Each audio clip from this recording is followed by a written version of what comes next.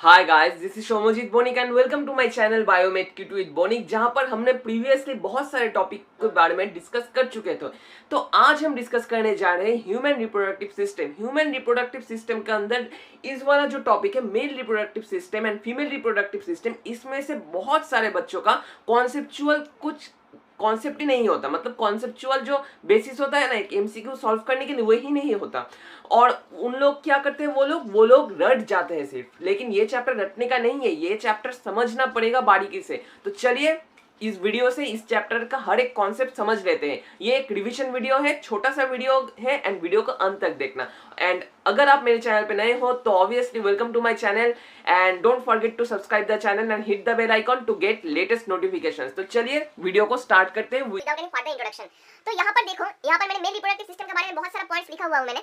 आप लोग I think आप लोग समझ पा रहे हो क्या लिखा है मैंने। तो यहाँ पर देखो, मेल रिप्रोडक्टिव सिस्टम जो होता है, मेल रिप्रोडक्टिव सिस्टम किस किस के ऊपर बेस करके तैयार होता है? Primary sex organ. Primary sex organ क्या होता है? होता है टू टेस्टिस, दो टेस्टिस दोनों साइड पे होता है। और क्या एक्सेसरी डक्ट्स। एक्सेसरी डक्ट्स के अंदर क्या क्या होते हैं? रट जाओ, ये चीज रट लो। ये डायग्राम में मैं आपको समझा दे रहा हूँ एक एक बात, ठीक है? रेटे टेस्टिस, भाषा differentia, epididymis and vas difference, ये चार चीज मतलब क्या? रेटे टेस्टिस, भाषा differentia, epididymis and vas difference. तो चलिए इस डायग्राम में समझ लेते हैं। तो यहाँ पर जो आपको पहले समझना पड़ेगा वो है टेस्टिस का जो बाहरी परत होता है, मतलब बाहरी लेयर होता है। टेस्टिस के बाहर 3 layers are there in your testis, ठीक है?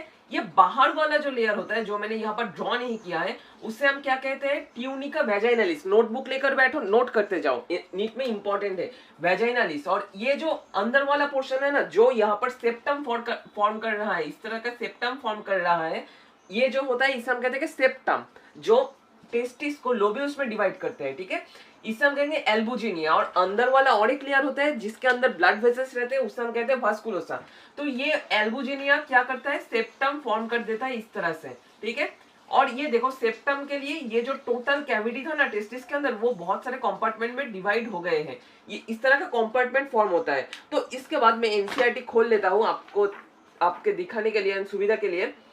तो यहाँ पर ये देखो, ठीक है? तो एक एक कंपार्टमेंट में क्या रहता है? एक एक कंपार्टमेंट में रहता है सेमिनिफेरस ट्यूब्यूल्स। कितना सेमिनिफेरस ट्यूब्यूल्स रहता है? 1 से 3, ठीक है? 1 2 3 seminiferous tubules are there in this compartment और इन दिस लोब्यूल्स। ये जो सेमिनिफेरस ट्यूब्यूल्स है, वो जाकर ये एक जगह जाकर मीट करते हैं, ठीक है? ये जो मीटिंग प्लेस है, जहां पर जाके ये मीट करते हैं, वहां पर देखो एक परफोरेटेड स्ट्रक्चर ये क्रिएट करता है। मतलब इस तरह का परफोरेटेड स्ट्रक्चर क्रिएट करेगा यहाँ पर। इसे हम क्या कहेंगे? ये जो है इसे हम कहेंगे क्या? रेटे टेस्टिस। रेटे टेस्टिस, टेस्टिस नहीं, रेटे टेस्टिस, ठीक है? रेटे टेस्टिस से कुछ डक्ट्स निकलेंगे। डक्ट्स निकल के क्या करेंगे? इस तरह पे जो सीमेंट निकलेगा, जब सेमिनिफेरस ट्यूब्यूल से ये रेटे टेस्टिस पे आएंगे रेटे टेस्टिस से जाएंगे कहाँ पर? जाएंगे भाषा इफरेंशिया। ये जो है ना, ये वाला रेड वाला पोर्शन मैंने जो यहाँ पर रेड से ड्रॉ किया, ये है भाषा इफरेंशिया। इफरेंशिया से कहाँ पे जाएंगी वो एपिडिडाइमिस में। एपिडिडाइमिस मतलब ये कार्डवी पोर्शन, ठीक है? कार्डवी पोर्शन जो टेस्टिस के इस साइड पे लगा हुआ है, ठीक है? इसका 3 पार्ट है। कैपुट एपिडिडाइमिस मतलब कैप एपिडिडाइमिस, कॉर्पस मतलब बॉडी एपिडिडाइमिस एंड कॉडा मतलब टेल एपिडिडाइमिस। इनमें से सीमेन जाएगा, कॉन्डक्ट होगा, ठीक है? मतलब इस पाथ के थ्रू कॉन्डक्ट होगा। कॉन्डक्ट होकर क्या करेगा? वास डिफरेंस में जाकर मीट हो जाएगा। मतलब वास डिफरेंस में जाकर वो सीमेन को रिलीज कर देगा। मतलब ये कॉन्टिन्यूएशन है। इसे हम कहते हैं डक्ट सिस्टम ऑफ टेस्टिस। समझ रहे हो ना? Rete testis, vasa differentia, epididymis and vas deferens, ठीक है? ये हमारा इंपॉर्टेंट एक कॉन्सेप्ट, इंपॉर्टेंट चीज हो गया। इसके बाद हम आएंगे ग्लैंड्स में। ग्लैंड्स कितना होता है हमारे मेल रिप्रोडक्टिव सिस्टम में? ग्लैंड्स नॉर्मली होता है 3 glands are there. One is seminal vesicle. Last में मैंने ये बोर्ड का टोटल स्क्रीनशॉट दिया हुआ हूं मैंने। Seminal vesicle, prostate gland and Cowper's gland. Important MCQs यहां से ही आते हैं कि what is the content of semen, ठीक है? सीमेन का मतलब क्या है? सीमेन का मतलब है वो कंपोनेंट जिसमें स्पर्म भी होगा और कुछ सीक्रेशंस होंगे, ठीक है? ये जो देखो, सेमिनल वेसिकल से, सेमिनल वेसिकल जो एलिमेंट सीक्रेट करते हैं, वो 60 to 70% ऑफ सीमेंट का कंपोनेंट होता है, ठीक है? मतलब मैं लिख दे रहा हूं यहाँ पर, सीमेंट का मतलब ये मैं रब कर रहा हूं यहाँ पर, ठीक है? ये मैं यहाँ पर रब कर दिया। तो यहाँ पर अगर मैं सीमेंट को लूं, सीमेन, तो इसका 2 कंपोनेंट्स होते हैं, ठीक है? एक होता है स्पार्म, समझ लेना बात को, ठीक है? ये चीज बहुत कॉन्सेप्चुअल है, आपको समझना ही पड़ेगा ये वाला चीज, ठीक है। स्पर्म और दो क्या है, सेमिनल प्लाज्मा, सेमिनल प्लाज्मा ये तो निकलता है अंदर से एकदम इनर से, लेकिन ये सेमिनल प्लाज्मा तीन कंपोनेंट्स क्रिएट करते हैं, मतलब ये तीन ग्लैंड सेमिनल प्लाज्मा को क्रिएट करेंगे, seminal vesicle, prostate gland and Cowper's gland, ठीक है। सेमिनल वेसिकल का जो सिक्रेशन होता है वो ये सेमिनल प्लाज्मा का 60 to 70% क्रिएट करता है। और यहाँ पर एक मोस्ट इंपॉर्टेंट क्वेश्चन आता है, in human body only seminal vesicle can produce और कैन सीक्रेट फ्रुक्टोज। ये एक इंपॉर्टेंट क्वेश्चन है, जो नॉर्मली रेप और कुछ भी होता है ना, जो कोई सेक्सुअल असॉल्ट और जो भी होता है, ये फ्रुक्टोज टेस्ट करते हैं उसके बाद, ठीक है, विक्टिम के ऊपर। ये हो गया। और क्या होता है, सेमिनल प्लाज्मा क्या करता है, साइट्रेट सीक्रेट करता है। ये दोनों क्वेश्चन आपका बहुत इंपॉर्टेंट है, स्टार मार्क कर दे रहा हूं मैं। इसके बाद हम आएंगे प्रोस्टेट में। प्रोस्टेट क्या है, 20 to 25% ऑफ सेमिनल प्लाज्मा को कंपोनेंट देगा, मतलब सेमिनल प्लाज्मा का 20 to 25% प्रोस्टेट से। यहाँ पर देखो, ये जो है प्रोस्टेट क्या करता है, ये फाइब्रोलाइसिन सीक्रेट करता है और सेमिनल प्लाज्मा का 20 to 25% कंपोज करता है, ठीक है। जब सीमेन वेगिना में डिस्चार्ज होता है तो क्या होगा, वहां पर तो कोआगुलेट हो जाएगा वो, लेकिन वो फाइब्रिनोलाइसिन वो कोआगुलम होने से सीमेन को रोकता है, ठीक है। ये तुम्हें समझना पड़ेगा। तो इसके बाद आओ तुम, Zn2+ सीक्रेट करता है कौन सा ग्लैंड, प्रोस्टेट ग्लैंड। ये एक आउट ऑफ एनसीईआरटी चीज है, लेकिन according to me it is important to know, ठीक है, क्योंकि इसमें से क्वेश्चन आ भी जा सकते हैं। Zn2+ स्पर्म डीएनए को स्टेबिलिटी प्रोवाइड करता है, जो प्रोस्टेट ग्लैंड से निकलता है, समझ लेना बात को। इसके बाद हम आएंगे काउपर्स ग्लैंड में, जिसका काम क्या है, म्यूकस प्रोवाइड करना कोइटस में, ठीक है। ये आपको समझना होगा। तो यहाँ पर देखो, मैंने एक काम करा है, यहाँ पर मैंने क्या किया है, यहाँ पर मैंने सेमिनिफेरस ट्यूब्यूल्स को क्रॉस सेक्शन करा है, ठीक है, क्रॉस सेक्शन करके दिखाया हूं मैंने यहाँ पर। तो यहाँ पर क्या देख पा रहे हैं आप लोग, यहाँ पर आप लोग देख पा रहे हैं बहुत सारा, ये एक ट्यूब्यूलर स्ट्रक्चर है, मतलब ये अगर सेमिनिफेरस ट्यूब्यूल्स हो और यहाँ से अगर मैं क्रॉस सेक्शन करूं और ये पेन को मैं क्रॉस सेक्शन करूं, तो कुछ इस तरह का स्ट्रक्चर मिलेगा हमें सेमिनिफेरस ट्यूब्यूल्स को क्रॉस सेक्शन करने के बाद, ठीक है। सेमिनिफेरस ट्यूब्यूल्स को क्रॉस सेक्शन करने के बाद ये जो ट्यूब्यूलर तो इस तरह के रहेंगे ट्यूब्यूल्स, यहाँ पर जो टिश्यूज रहेंगे और यहाँ पर जो मॉडिफाइड सेल्स रहेंगे, उसे हम क्या कहेंगे, उसे हम कहेंगे इंटरस्टिशियल सेल ऑफ लेडिग, ठीक है, इंटरस्टिशियल सेल ऑफ लेडिग। ये लेडिग सेल का मेन काम क्या होता है, लेडिग सेल का मेन काम होता है टेस्टोस्टेरोन सीक्रेट करना। ये एक चार्ट के थ्रू मैं आपको बता रहा हूँ, ठीक है, ये समझ लो आप। और यहाँ पर जो छोटा छोटा कुछ सेल्स रहेंगे ना, ये क्या है, ये होंगे स्पर्मेटोगोनियम, ठीक है। और यहाँ पर छोटा छोटा कुछ फ्लैजेला लेकर सेल्स रहेंगे जो होंगे स्पर्म्स, ठीक है। पिक्चर में यहाँ पर देख लो, एनसीईआरटी का डायग्राम है, अच्छे से समझ पाओगे आप लोग, ठीक है। और यहाँ पर कुछ एक्सटेंसिव सेल्स रहेंगे, मतलब ये बड़ा बड़ा सा सेल, मतलब ये जो बड़ा सेल है ना इस तरह का, इसे हम क्या कहेंगे, इसे हम कहेंगे सार्टोली सेल्स। सार्टोली सेल्स, ये चीज इंपॉर्टेंट है, ये जो मतलब ये है, इसे हम क्या कहेंगे, सार्टोली सेल, सार्टोली सेल, ठीक है, सार्टोली सेल कहेंगे। सार्टोली सेल का काम क्या होता है, स्पर्म्स को नरिशमेंट प्रोवाइड करना और न्यूट्रिशन प्रोवाइड करना। तो चलिए एक ये सेल्स कैसे रेगुलेट होते हैं ये देख लेते हैं, ठीक है। तो यहाँ पर हाइपोथैलेमस है हमारा, हाइपोथैलेमस, ठीक है, हाइपोथैलेमस से क्या निकलता है, जीएनआरएच का फुल फॉर्म क्या है बताओ। इसमें से आपका हार्मोन का भी कुछ पार्ट कवर हो जाएगा। जीएनआरएच मतलब गोनाडोट्रोपिन रिलीजिंग हार्मोन, ठीक है। ये किसमें काम करेगा, एंटेरियर पिट्यूटरी, ठीक है, पिट्यूटरी, एंटीरियर पिट्यूटरी के ऊपर काम करेगा। एंटीरियर पिट्यूटरी के ऊपर काम करने के बाद क्या होगा, इसमें से गोनाडोट्रोपिन निकलेंगे। गोनाडोट्रोपिन किस तरह का होगा, मेल्स में दो तरह का गोनाडोट्रोपिन होता है। एक होता है एफएसएच का फुल फॉर्म क्या है, फॉलिकुलर स्टिमुलेटिंग हार्मोन, और एक क्या होगा, एलएच। ये एफएसएच का मेन भूमिका और मेन जो सिग्निफिकेंस होता है वो फीमेल बॉडी में होता है, लेकिन मेल में भी इंपॉर्टेंट रोल प्ले करता है ये, ठीक है। एलएच और लुटिनाइजिंग हार्मोन, और आईसीएसएच का फुल फॉर्म क्या है, इंटरस्टिशियल सेल स्टिमुलेटिंग हार्मोन। लिख नहीं रहा हूँ, आपको रिवाइज करा रहा हूँ, नोट कर लो मैं जो बोल रहा हूँ, ठीक है। आईसीएसएच, ठीक है। आईसीएसएच किसके ऊपर काम करेगा, आईसीएसएच काम करेगा लेडिग सेल के ऊपर। मैंने बताया था ना, जो इंटरस्टिशियल सेल्स ऑफ लेडिग, इसके ऊपर काम करेगा। ये लेडिक सेल का सीक्रेट करेंगे, लेडिक सेल सीक्रेट करेंगे टेस्टोस्टेरॉन, जो male main character, secondary sexual characters male का प्रोमोट करेंगे और उसको इंड्यूस करेंगे, ठीक है। ये जो टेस्टोस्टेरोन हो गया, ये तो हमारा हो गया काम। तो यहाँ पर एफएसएच किसके ऊपर काम करेगा? एफएसएच काम करेगा सार्टोली सेल के ऊपर, मतलब ये जो सार्टोली सेल है ना, इसके ऊपर काम करेगा एफएसएच। सार्टोली सेल के ऊपर सार्टोली सेल दो चीज निकालेंगे अब, ठीक है, दो चीज निकालेंगे, बहुत इंपॉर्टेंट क्वेश्चन है। एक होगा इनहिबिन, इनहिबिन, और क्या होगा? और होगा एबीपी। एबीपी का मतलब क्या है? Androgen binding protein. समझ लो बात को, ये देखो एंड्रोजन, एंड्रोजन बाइंडिंग प्रोटीन, ठीक है। Androgen binding protein one of the most important question according to me. ये एंड्रोजन बाइंडिंग प्रोटीन का और एक इंपॉर्टेंट भूमिका और रोल क्या होता है? एंड्रोजन बाइंडिंग प्रोटीन क्या करते हैं? जो स्पर्मेटिड्स होते हैं ना, स्पर्मेटिड्स होते हैं उनको, अगर तुम सोचो ये एक सर्टोली सेल है, यहाँ पर एंड्रोजन बाइंडिंग प्रोटीन इस तरह से निकाला हुआ है, ठीक है, इस तरह से निकाला हुआ है। और ये सोचो तुम स्पर्मेटिड्स है, ये क्या करेगा? इस तरह से ऊपर जाकर करेगा, इस तरह से क्या होगा? ये स्पर्मेटिड्स आकर यहाँ पर अटैच हो जाएंगे एंड सर्टोली सेल्स उनको नरिश करके क्या करेंगे? उनको स्पर्मेटोजोआ में कन्वर्ट होने में हेल्प करेंगे। तो ये एक मेन काम है। और यहाँ पर और एक इंपॉर्टेंट क्वेश्चन आ जाता है इसके साथ, ये जो सीक्रेट होता है ना इनहिबिन, ये क्या करता है? ये नेगेटिव फीडबैक प्रोवाइड करता है इनहिबिन, ठीक है। इनहिबिन क्या करेगा?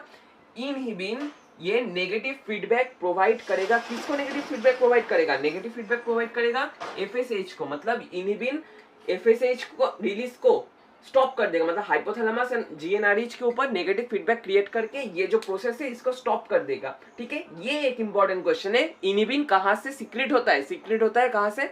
एफएसएच से। ये आपको समझना होगा। आई थिंक इसके ऊपर बेस करके मेल रिप्रोडक्टिव सिस्टम हमारा मैक्सिमम कवर हो गया और आपका कॉन्सेप्ट क्रिस्टल क्लियर हो गया है। अगर कुछ भी प्रॉब्लम है तो प्लीज गाइस जाओ कमेंट सेक्शन में जाकर एक कमेंट कर दो और don't forget to join my WhatsApp and Telegram group. You can also post your doubts and problems there, ठीक है। एंड इसके बाद में दे रहा हूँ ये जो स्ट्रक्चर है इजैकुलेटरी डक्ट सिस्टम, और भी डिटेल्स में बता दे रहा हूँ, ठीक है।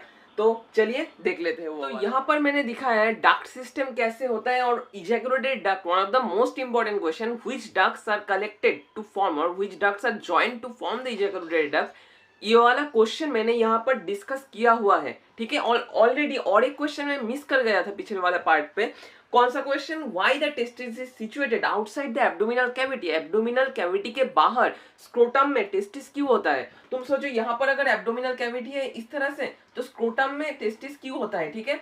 स्क्रोटम में टेस्टिस क्यों होता है, ये एक बहुत ही इंपॉर्टेंट क्वेश्चन है। ये होता है इसलिए क्योंकि हमारा जो स्पर्मेटोजेनेसिस प्रोसेस होता है ना, spermatogenesis process always body temperature से 2 to 2.5 डिग्री सेल्सियस नीचे वाले टेम्परेचर में ये स्पर्मेटोजेनेसिस होता है। अगर तुम सोचो बॉडी टेम्परेचर हमारा नॉर्मल बॉडी टेम्परेचर है 37 डिग्री सेल्सियस, तो इसका 235 डिग्री सेल्सियस में हमारा स्पर्मेटोजेनेसिस होता है। ये आपको समझना पड़ेगा, इंपॉर्टेंट क्वेश्चन है। और यहाँ पर क्या रहता है? यहाँ पर रहता है पैम्पिनिफॉर्म प्लेक्सस, पैम्पिनिफॉर्म प्लेक्सस। पैम्पिनिफॉर्म प्लेक्सस क्या करता है? हीट एक्सचेंजर का काम करता है, जो इसका टेम्परेचर मतलब स्क्रोटम का टेम्परेचर 2 to 2.5 डिग्री सेल्सियस नीचे रखता है बॉडी टेम्परेचर से, ठीक है। ये आपको नोट कर लेना होगा, ये एक इंपॉर्टेंट क्वेश्चन हो सकता है नीट में। और यहाँ पर मैंने यहाँ पर देखो स्ट्रक्चर ड्रॉ किया है, एनसीईआरटी से भी इजी ये स्ट्रक्चर है। आप लोग ड्रॉ कर लो, प्लीज ड्रॉ कर लो, क्योंकि ये आप लोग अगर रट जाओ और समझ जाओ तो और कुछ भी क्वेश्चन इसके बाहर से नहीं आएगा। यहाँ से हमारा क्या निकला? यहाँ से हमारा निकलेगा जो एपिडिडाइमिस, ठीक है। यहाँ ये क्या है? ये क्या है? वास डिफरेंस यहाँ पर किससे मिलता है? यहाँ पर एक मतलब ये बल्जिंग फॉर्म होता है, ठीक है। ये अगर वास डिफरेंस हो, ये जब जाएगा यहाँ पर एक बल्जिंग क्रिएट करेगा। इस बल्जिंग का नाम क्या है? आप लोग आई थिंक जानते हो, एम्पुला ऑफ वास, एम्पुला ऑफ वास, ठीक है। इसमें क्या आकर निकलता है? इसमें आकर जो ग्लैंड निकलता है वो है सेमिनल वेसिकल। सेमिनल वेसिकल इसमें अपना सिक्रेशन डालेगा, ठीक है, इस तरह से डालेगा। दो साइड से ये वास डिफरेंस आकर ज्वाइन होंगे, ज्वाइन होकर किस में से जाएंगे? प्रोस्टेट के अंदर से जाएंगे। प्रोस्टेट के अंदर से जब जाएंगे तब ये जो कॉमन डक्ट होगा ना, कॉमन ये वाला डक्ट होगा, इसका नाम होगा इजैकुलेटरी डक्ट। इससे पहले इजैकुलेटरी डक्ट नहीं होता। प्रोस्टेट से भी कुछ सिक्रेशन इस तरह से ऐड होता है, आप लोग समझ सकते हो इस तरह से। ये दो समझो तुम क्या है, ये दो वास्ट डिफरेंस दोनों साइड से आया है। प्रोस्टेट में ये सोचो तुम, प्रोस्टेट ठीक है, प्रोस्टेट में ये ओपन हुआ है, प्रोस्टेट से भी कुछ डक्ट, छोटा छोटा डक्ट आकर निकलेंगे, ठीक है। सब मिलकर क्या नाम होगा, इजैकुलेटरी डक्ट। इंपॉर्टेंट क्वेश्चन है, इजैकुलेटरी डक्ट। ये प्रोस्टेट, प्रोस्टेट के बाद जो डक्ट सिचुएटेड होता है इसे हम क्या कहते हैं, बाल्बो यूरेथ्रल ग्लैंड और काउपर्स ग्लैंड। ये क्या करता है, म्यूकस प्रोवाइड करता है कोइटस के टाइम। और यहाँ पर कुछ छोटा छोटा ग्लैंड्स रहता है, जो ये जो पेनिस है और यूरेथ्रा के साइड पे क्या होता है, gland of litre. Gland of litre का भी सेम काम होता है, म्यूकस प्रोवाइड करना कोइटस के टाइम पे, ठीक है। म्यूकस प्रोवाइड करना और लुब्रिकेशन करना, ठीक है। और यहाँ पर आप लोग तो ऑब्वियसली जानते हो, ये जो ऊपर वाला स्किन होता है पेनिस के, वो उसे हम कहते, वो जो फोर्थ स्किन होता है उसे हम कहते हैं प्रीपियूस, ठीक है। तो इसके साथ हमारा एक मॉर्फोलॉजिकल स्ट्रक्चर और मॉर्फोलॉजिकल डायग्राम कंप्लीट हुआ। तो इसके बाद आते हैं सेमिनल प्लाज्मा का, सॉरी सेमिनल प्लाज्मा नहीं, सीमेन का जो छोटा छोटा कंटेंट होते हैं, ठीक है। तो मैंने पिछले वाले पार्ट में ऑलरेडी बता दिया था, ये सीमेन दो पार्ट में हम लोग सीमेन को डिवाइड करते हैं, मतलब दो कंपोनेंट्स होते हैं, एक होता है स्पर्म और second one is seminal plasma. Seminal plasma किससे रिलीज होता है, सेमिनल प्लाज्मा का जो सिक्रेशंस होते हैं वो 3 ग्लैंड सिक्रेट करते हैं। एक होता है seminal vesicle, second one is bulbourethral gland and third one is prostate. पिछले वाले पार्ट में बता दिया था, देख लो जाकर। और अगर आपने इस जगह से वीडियो को स्टार्ट किया तो ऑब्वियसली पीछे वाले पार्ट में जाकर ये वाला पोर्शन देख लेना। स्पर्म कितना रहता है, नॉर्मली स्पर्म का अमाउंट होता है 100 to 120 मिलियन पर ml, ठीक है। 120 मिलियन पर ml, ठीक है। मैक्सिमम कितना होता है 400 मिलियन पर ml, ठीक है, मिलियन पर ml। ये आपको समझना होगा। तो अब हम आते हैं मेल फर्टिलिटी में। व्हाट इज फर्टिलिटी, फर्टिलिटी मतलब अगर स्पर्म का अमाउंट एक अमाउंट से कम हो जाए, मतलब एक मार्जिन से अगर स्पर्म का अमाउंट कम हो जाए, तो जब वो वैगिना के ऊपर डिपॉजिट होंगे और वैगिना में जाएंगे तो बहुत सारे टाइम में बहुत सारे फैक्टर्स के लिए वो स्पर्म डिस्ट्रॉय हो जाएंगे। एंड डिस्ट्रॉय होने के बाद ओवम को कोई स्पर्म नहीं बचेगा ओवम को फर्टिलाइज करने के लिए। तो चलिए देख लेते हैं what is the reasons behind male fertility और व्हाट इज द कंडीशंस, ठीक है। तो देख लेते हैं what is the conditions to fertilize the ovum, ठीक है। तो यहाँ पर मैंने पॉइंट्स लिख दिया है। मेल फर्टिलिटी के लिए हमें 20 मिलियन से ज्यादा स्पर्म चाहिए पर ml, ठीक है। अगर 20 मिलियन पर ml से कम स्पर्म हो उसे हम कहेंगे ओलिगोस्पर्मिया। एंड अगर सीमेन में नो स्पर्म हो तो उसे हम कहेंगे एजोस्पर्मिया। अगर किसी ओवम को फर्टिलाइज करना है तो क्या करना होगा, मिनिमम 60% स्पर्म को नॉर्मल मॉर्फोलॉजी मेंटेन करना होगा। नॉर्मल मॉर्फोलॉजी में इस तरह से रखना होगा, ठीक है। अगर तुम इस तरह से एक स्पर्म देखो जिसका 2 टेल है और 2 हेड है, ये तो एबनॉर्मल स्पर्म है। तो ये एबनॉर्मल स्पर्म को छोड़ के 60% नॉर्मल स्पर्म रख चाहिए होगा सीमेन में। एंड 40% स्पर्म को विगोरसली मोटाइल होना पड़ेगा, मतलब हाइपर मोटाइलिटी दिखाना पड़ेगा वैगिना के अंदर, ठीक है। तो ये जनरल कंडीशंस थे। तो चलिए इसके बाद देख लेते हैं छोटा करके स्पर्मेटोजेनेसिस, ठीक है। स्पर्मेटोजेनेसिस कैसे होता है, स्पर्मेटोजेनेसिस जो हमने सेमिनिफेरस ट्यूब्यूल्स देखा था वहां पर साइड में इस तरह के कुछ सेल्स थे ना, वो सेल्स क्या थे, वो थे प्राइमरी स्पर्मेटोगोनियम, ठीक है। ये हो गया हमारा जर्मिनल एपिथेलियम, ठीक है, जर्मिनल एपिथेलियम। उससे होगा क्या, स्पर्मेटोगोनिया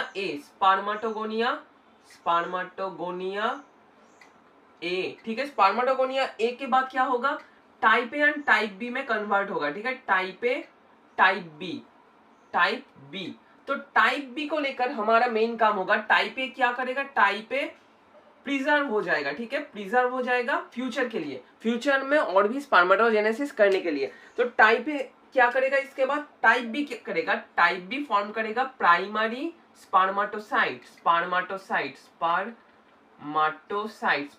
प्राइमरी स्पर्मेटोसाइट जो होता है वो क्या होता है 2n। ये एक इंपॉर्टेंट क्वेश्चन है। प्राइमरी स्पर्मेटोसाइट डिप्लॉयड होता है और हैप्लॉयड, ये होता है डिप्लॉयड, ठीक है। ये क्या करता है, मियोसिस करता है। मियोसिस करके क्या फॉर्म करता है, सेकेंडरी स्पर्मेटोसाइट, ठीक है, सेकेंडरी स्पर्मेटोसाइट।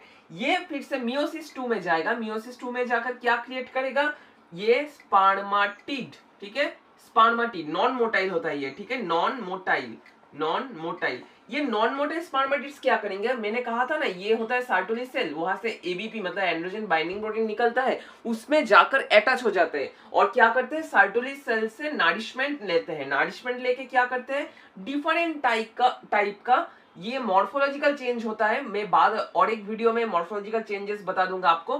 क्या करता है, इस तरह से एक स्पर्म क्रिएट कर देता है, जो जिसे हम कहते हैं स्पर्मेटोजोआ, स्पर्मेटोजोआ, ठीक है, स्पर्मेटोजोआ सिर्फ और सिर्फ स्पर्मेटोजोआ ही मोटाइल होते हैं। तो ये आपने समझ लिया। तो इसी के साथ हमारा ये वाला वीडियो खत्म होता है। आई थिंक आपका कॉन्सेप्ट पहले से और भी स्ट्रॉन्ग हो गया है। एंड आई नो गाइज, बहुत सारे बच्चों ने कहा था शॉर्ट में वीडियो बनाने को, लेकिन शॉर्ट वीडियो अगर लाऊं ना तो ये बहुत सारा कॉन्सेप्ट मिस हो जाएगा। मैक्सिमम 15 मिनट्स का आई थिंक ये वीडियो है। आई थिंक आपने अंत तक देखा है वीडियोस को। एंड मैं चाहता हूँ आप लोग ये एक एक चीज नोट डाउन करते जाओ और ध्यान दो एंड आपका कॉन्सेप्ट क्रिस्टल क्लियर हो जाए। Okay guys, thank you for watching the video, and obviously don't forget to subscribe my channel and hit the bell icon to get latest notifications. Thank you guys, stay home, stay safe and stay tuned with Biomed Kit with Bonik.